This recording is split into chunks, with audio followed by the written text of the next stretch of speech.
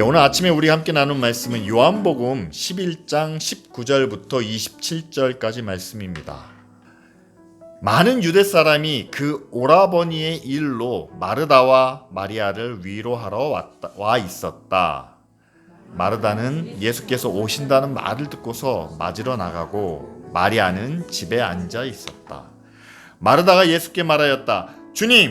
주님이 여기에 계셨더라면 내 오라버니가 죽지 아니하였을 것입니다. 그러나 이제라도 나는 주님께서 하나님께 구하시는 것은 무엇이나 하나님께서 다 이루어 주실 줄 압니다.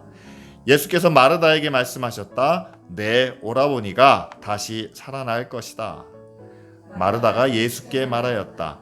마지막 날 부활 때에 그가 다시 살아나리라는 것을 내가 압니다.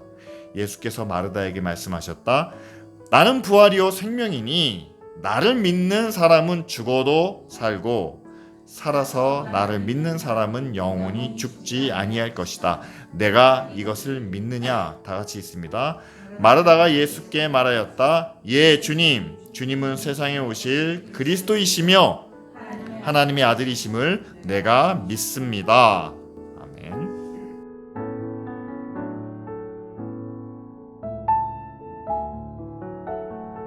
그러니까 부활주일 바로 전주를 종료주일로 지킵니다. 종료주일은 예수님께서 예루살렘으로 입성하시는데요. 많은 사람들로부터 호산나 호산나 찬양을 받으십니다.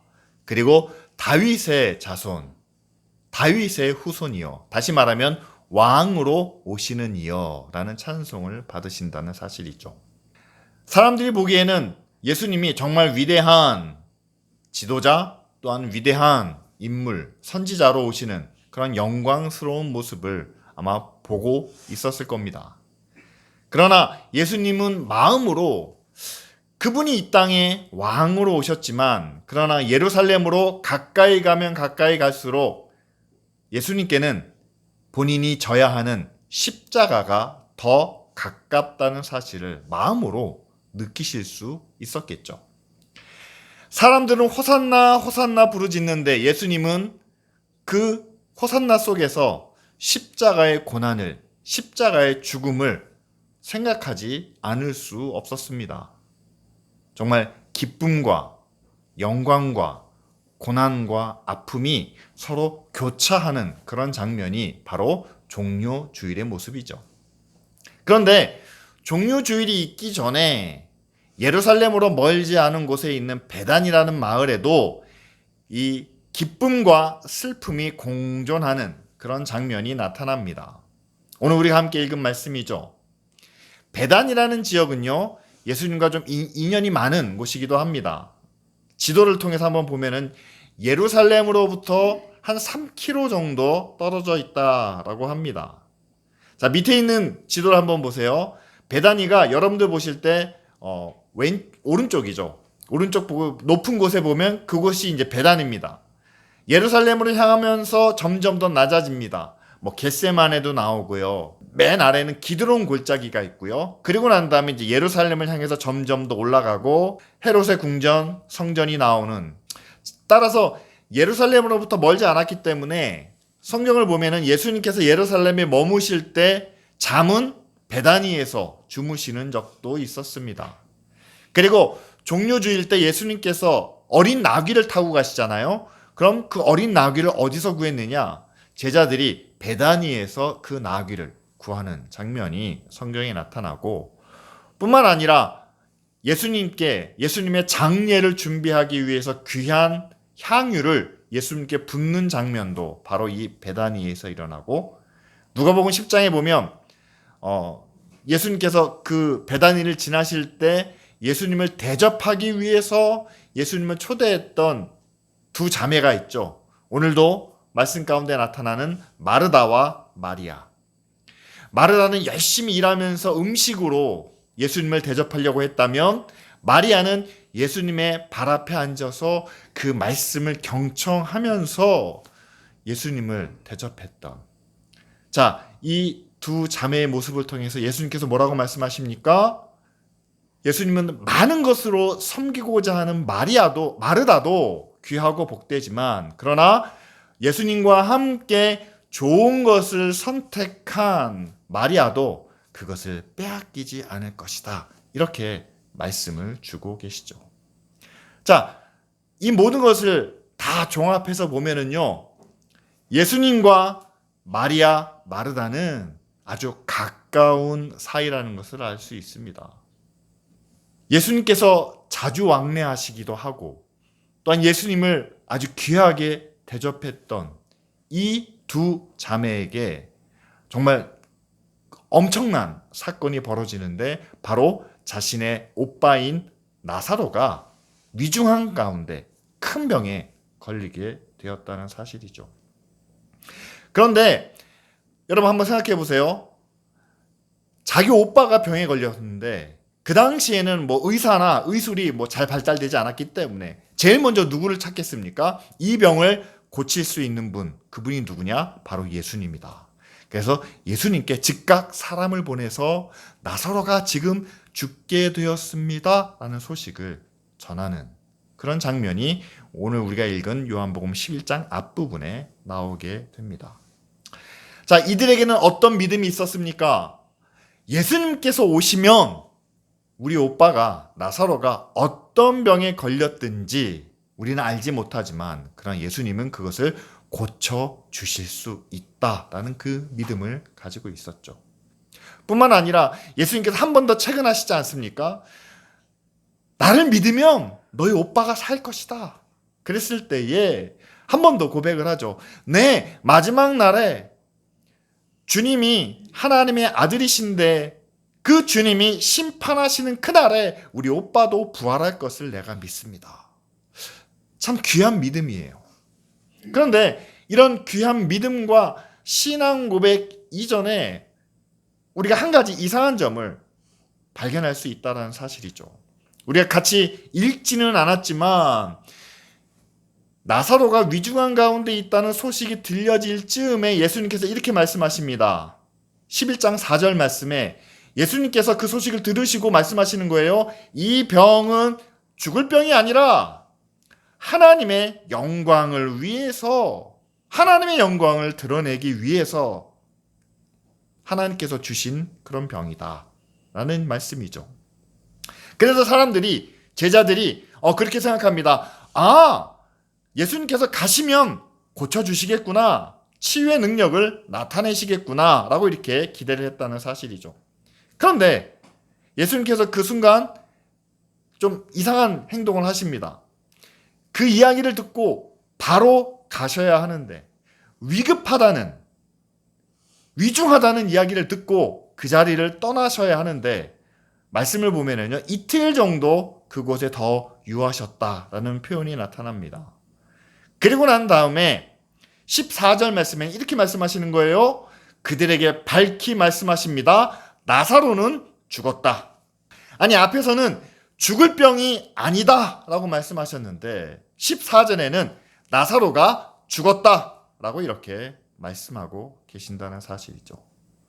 실제로 이틀 동안 예수님이 지체하신 후에 다시 베다니로 돌아왔을 때는 나사로는 죽어있는 시체의 모습이었습니다. 예수님께서 나사로가 묻혀있는 그 무덤에 갔을 때에는 주변에 있는 사람들이 이미 죽은 지 사나흘이 되었습니다. 이미 시신이 부패하여 썩은 냄새가 날지도 모릅니다 라고 이렇게 말하고 있다는 사실이죠. 자, 여기서 우리가 볼 수 있는 것은 그겁니다. 그렇다면 왜 예수님이 이틀이나 더 시간을 지체하셨을까? 그리고 왜 14절 말씀에 나사로가 죽었다라고 이야기하셨을까? 여러분, 처음부터 예수님은 나사로의 죽음을 계획하시고 이 일을 하나씩 하나씩 이루어 가고 계신다는 사실이죠. 사람들에게는 죽음이 끝이고 마지막이고 돌이킬 수 없는 것이라 여겨졌겠지만, 그러나 예수님께는 죽음이 하나의 과정이고 또한 본인에게 맡겨진 십자가의 사명이라 여겨졌을 것이다 라고 저는 그렇게 생각합니다. 여러분, 여기서 우리가 함께 찾아볼 것은 이겁니다. 예수님께서 전하시는 복음이 예수님께서 많은 사람들에게 병을 고쳐주기도 하시고 그들의 죄를 용서해 주시면서 전하시는 복음이 바로 구원과 생명의 복음이었다는 사실이죠. 오늘 말씀을 통해서 우리가 다시 한번 생각해 보기를 원하는 것은 그겁니다. 나사로를 다시 살리셨습니다. 그런데 그 중간에 있는 나사로의 죽은 모습을, 나사로가 죽어야만 하는 그 과정을 예수님은 생략하지 않으시고 뛰어넘지 않으시고 그 죽음을 통해서 다시 부활을 이루시는 하나님의 능력을 이미 자신을 통해서도 그렇게 나타날 것을 제자들에게 말씀하셨지만, 그러나 나사로의 실제 모습을 통해서 더 분명하게 확실하게 증거해 보여주셨다는 사실이죠. 저도 그런 질문을 많이 들었는데 예수님도 아마 그런 질문을 들으셨을 것 같아요. 다시 살려주시려면 죽기 전에 와서 다시 건강하게 고쳐주시면 그게 오히려 쉬운 방법이고 좋은 방법이 아닙니까? 살려주시려면 죽이지 마시지. 왜 죽은 다음에 다시 살려주십니까? 부모가 자녀를 사랑한다고 했을 때 가급적이면 상대에게 아픔이나 상처를 주지 않으려고 애쓰며 노력하는 것이 부모의 마음이죠.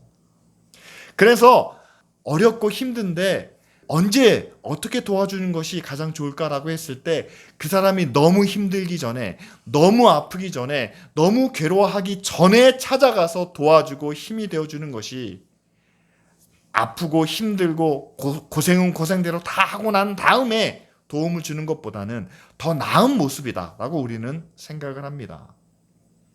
그런 기준에서 말한다면 왜 나사로가 죽은 다음에 다시 나사로를 살려주셨습니까? 차라리 죽기 전에 그를 살려주시는 것이 나사로에게 더 좋은 일이 아니겠습니까? 라고 우리는 말할 수 있습니다. 그러나 오늘 말씀을 통해서 우리가 함께 바라보는 것처럼 예수님은 이틀 동안 지체하시면서 나사로에게 죽음을 경험하게 하시고 그리고 그 죽은 나사로를 다시 살리시는 구원의 은혜를 베풀어 주셨는데, 여러분 이 과정을 통해서 우리에게 말씀하시는, 우리가 깨닫게 원하시는 그런 진리가 과연 어디에 있을까요? 여러분, 첫 번째는요, 죽음은 세상의 끝이 아니라 하나의 과정이라는 사실입니다. 우리는 죽으면 모든 것이 끝난다라고 생각을 해요. 예를 들어서 꼭 몸이 죽는 건 아니더라도 우리의 마음이 절망할 때가 있습니다. 아니면 우리가 죽을 것 같이 어렵고 힘든 고난의 때가 있습니다. 우리는 하나님 앞에 나와 기도할 때마다 하나님, 왜 이 어려움을, 이 고난을, 이 아픔을 우리에게 주십니까? 사랑의 하나님이라면 이런 것 없이 우리를 구원해 주셔야 되는 것 아닙니까?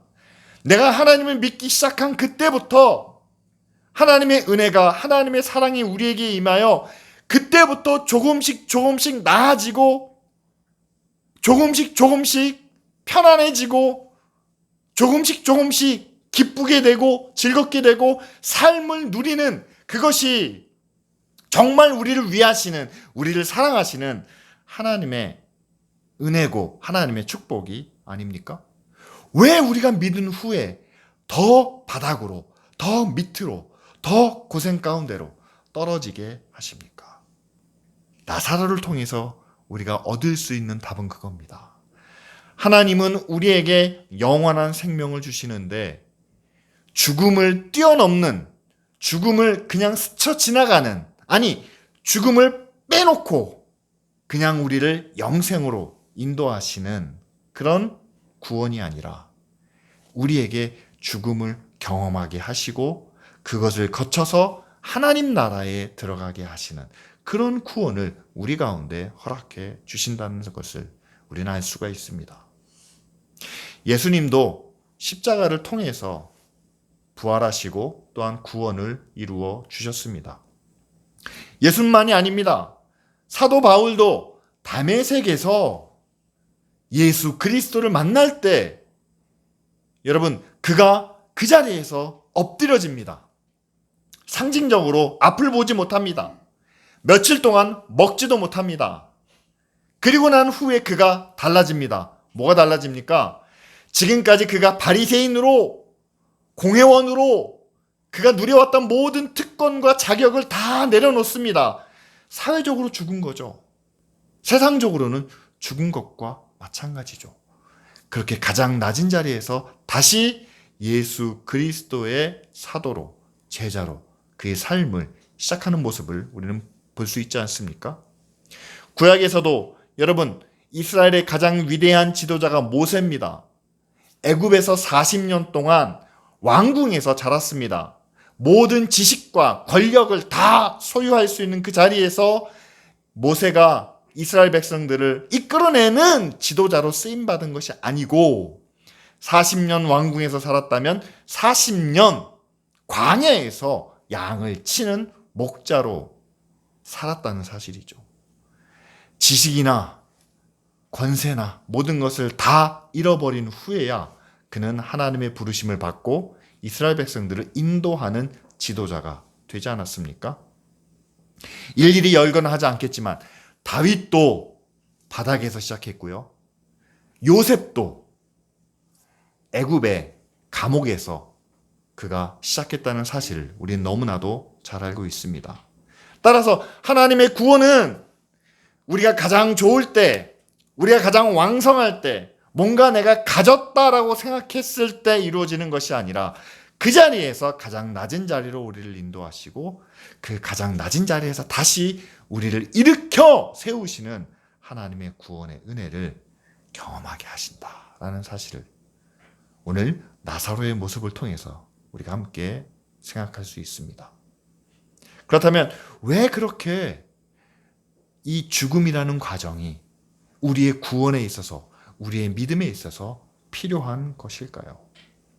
여러분, 죽음이라는 것 자체는 사실은 아무것도 없는, 세상의 모든 것이 다 무가치하게 여겨지는, 돈이 많은 사람도, 권력이 있는 사람도, 뭐 잘생긴 사람도, 아니면 지식과 모든 것이 다 뛰어난 사람도 죽음 앞에서는 모두가 똑같이 공평해진다는 사실이죠.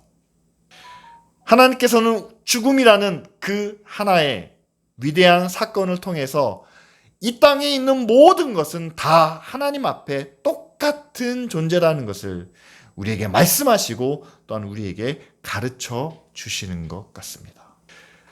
고난이 없이는 영광이 없다라는 서양의 속담이 있습니다.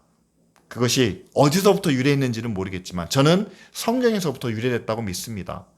예수 그리스도의 십자가가 없이는 구원의 영광이 없기 때문이죠.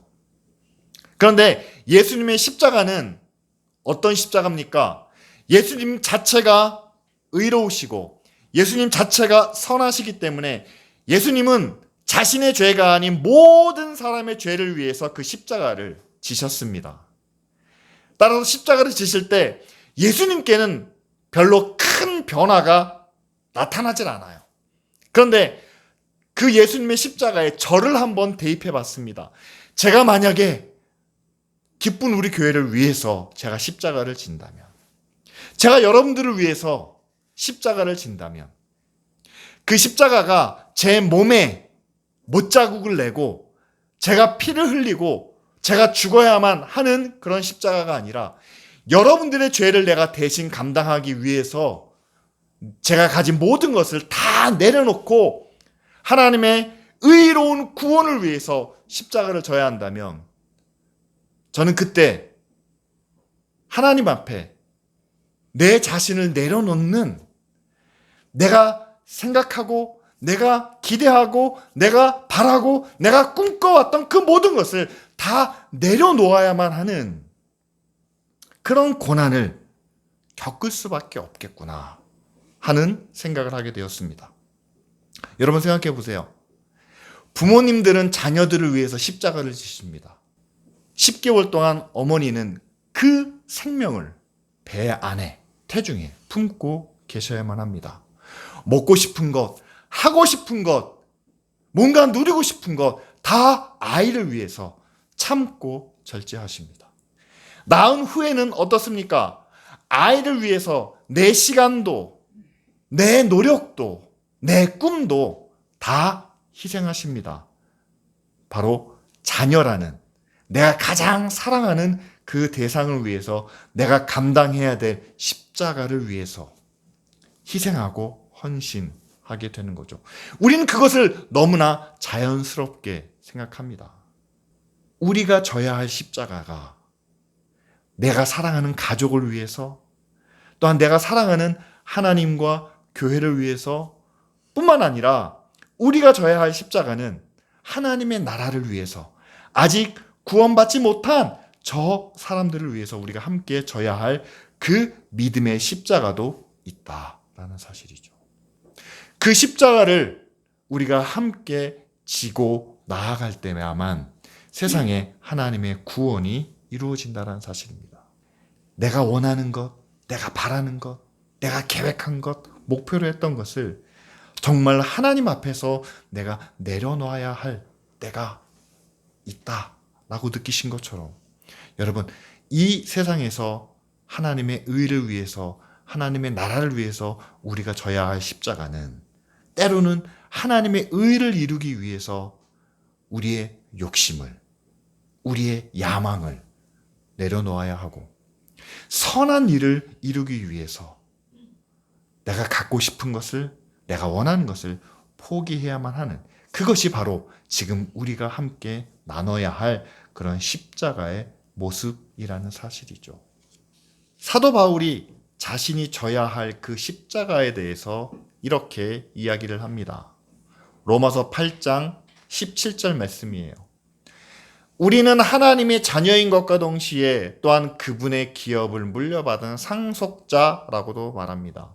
그러면서 우리가 그리스도와 함께 영광을 받으려고 그와 함께 고난을 받으면 우리는 비로소 하나님이 정하시는 상속자가 되고 그리스도와 더불어 공동 상속자가 된다라고 이렇게 이야기를 합니다.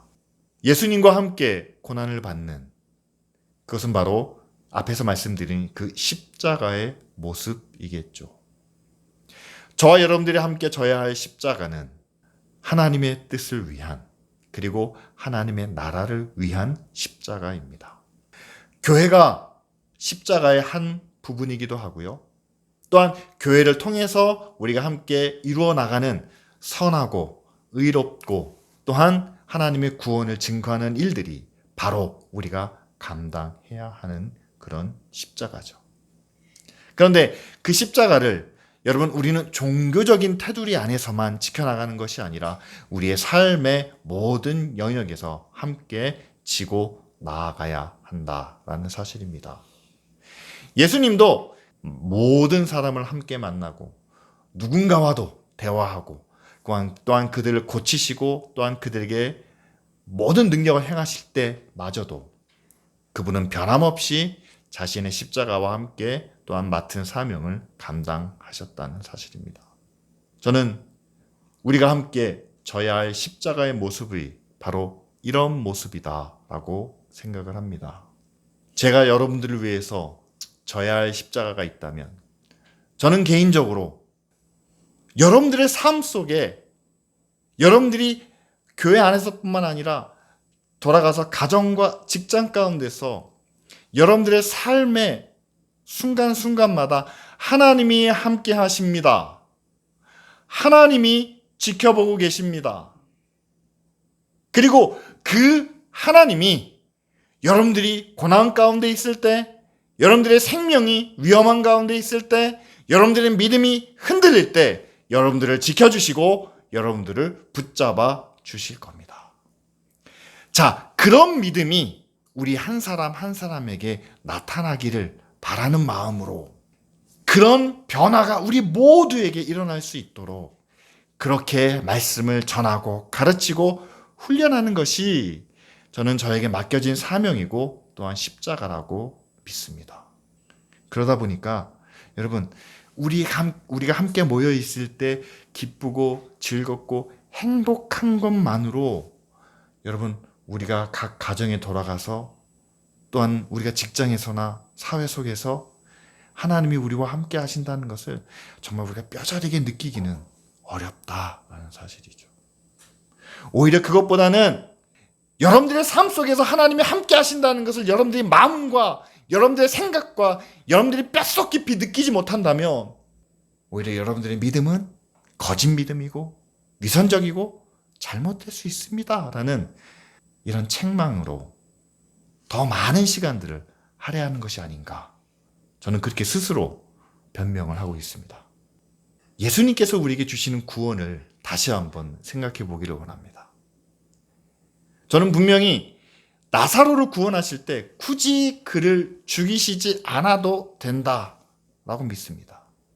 그런데 나사로를 죽기까지 하신 이유는 그 죽음을 통해서 세상의 그 무엇도 하나님 나라에 우리는 가져갈 수가 없다는 사실을 보여주시고, 두 번째로는 세상에서 얼마나 높은 자리, 얼마나 좋은 자리, 얼마나 자기가 가진 모든 것이 다 뛰어나고 놀랍다고 해도 죽음 앞에서는 우리 모두가 다 똑같다라는, 죽은 지 3일만 되면 부패하고 썩은 냄새가 나는 그 흙덩이에 불과하다는 것을 우리에게 보여주시고 나타내시기 위해 그 과정을 겪어야지만 영원한 하나님의 나라가 얼마나 귀하고 복된지를 비로소 우리가 깨달을 수 있다는 것을 말씀해 주시기 위해서 위험할 때 구해주시지 않고 위중할 때 고쳐주시지 않고 나사로에게 죽음이라는 그 과정을 경험하게 하셨다라고 저는 봅니다. 따라서 여러분, 그렇다고 해서 우리도 다 죽어야만 된다, 그래야만 구원받을 수 있다 말씀드리는 것은 아닙니다. 하지만 성경에 나와 있는 모든 믿음의 지도자들이, 믿음의 사람들이 그 처절한 고난과 어려움을 통해서 그들이 하나님의 지도자로 또한 하나님의 사람으로 거듭난 것처럼, 여러분, 하나님은 결코 고난을 피해가도록, 고난을 뛰어넘도록 우리를 인도해 주시는 그런 분은 아니시다라는 사실을 우리가 함께 나눕니다. 따라서 여러분, 예수님의 십자가가 없다면 우리의 구원도 없겠죠. 마찬가지로 저와 여러분들이 우리의 마음으로 또한 우리의 삶 속에서 정말 우리의 모든 것을 하나님 앞에 다 내려놓을 수밖에 없는, 세상의 모든 사람들이 다 똑같다, 가진 사람이나 없는 사람이나 잘난 사람이나 못난 사람이나 다 거기서 거기다라는 고백을 할 수밖에 없는 그런 상황 속에서 하나님은 반드시 우리를 다시 구원의 길로 인도해 주실 줄 믿습니다. 그것이 나사로를 다시 살리시는 하나님의 계획이고 하나님의 뜻이다라는 사실이죠. 예수님도 3일 만에 부활하셨습니다. 그리고 그 예수님이 나사로를 죽음 가운데서 일으켜 세우셨습니다. 만약에 우리도 이 땅에서 우리가 감당해야 될 믿음의 십자가를 지고 죽을 것 같은 위험하고 어렵고 힘든 상황 속에서 살아갈 때에 그 모습을 통해서 하나님이 다시금 우리를 일으켜 세우시고 또한 우리를 부활의 은혜로 우리를 새롭게 해 주시지 않겠습니까? 이때를 피하지 마시고 이때를 간절히 기도하면서 이때를 다른 사람은 다 겪더라도 우리만 지켜주십시오라는 그런 얄팍한 마음을 갖기보다는 나사로가 사흘 만에 다시 살아난 것처럼 하나님, 우리도 이때를 견디고 다시 의롭게 선하게 거룩하게 살아나도록 하나님 인도하여 주옵소서. 기도할 수 있는 저와 여러분들이 되기를 원합니다.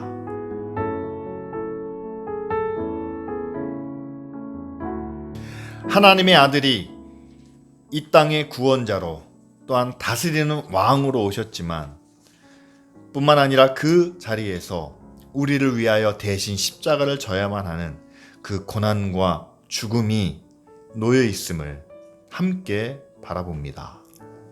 하나님, 나사로의 죽음을 통해서 그의 부활과 그의 영광을 나타내신 것처럼 주님, 우리도 이 땅에서 당하는 고난, 어려움, 아픔과 시련을 통해서 하나님의 구원을 경험할 수 있도록 하나님의 은혜를 깊이 느낄 수 있도록 아버지 하나님, 우리를 붙드시고 인도하여 주시옵소서. 기도합니다. 아버지 하나님, 정말로 기쁜 우리 교회가 이 고난주간을 맞아서 함께 기도하는 모든 것 가운데 하나님께서 들으시고 응답하여 주시옵소서.